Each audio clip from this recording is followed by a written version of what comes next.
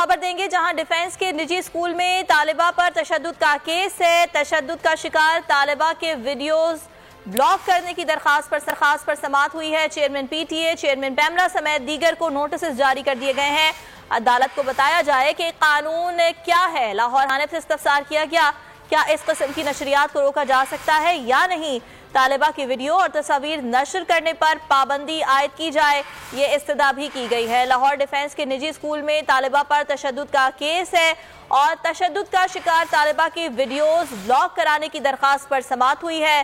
Chairman PTA, chairman PEMRA समेत दीगर को नोटिस जारी कर दिए गए हैं और अदालत की जानिब से इस्तफसार किया गया कि अदालत को बताया जाए कि कानून क्या है और क्या इस किस्म की नशरियात को रोका जा सकता है या नहीं। अब्दुल रहमान हमारे साथ मौजूद हैं। रहमान, आगाह कीजिएगा, मजीद क्या समाअत हुई? अब्दुल रहमान, आगाह कीजिएगा आज की समाअत के हवाले से।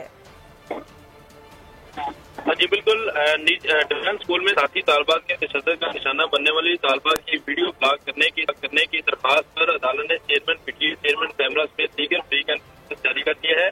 अदालत ने जो दरखास्तदार की वकील थी उनसे इस्तफसार किया कि बताया जाए कि किस कानून के तहत अदालत जो है नशरियात पर पाबंदी लगाए और इस जो वीडियो को हटाने के अहकाम सादर करे।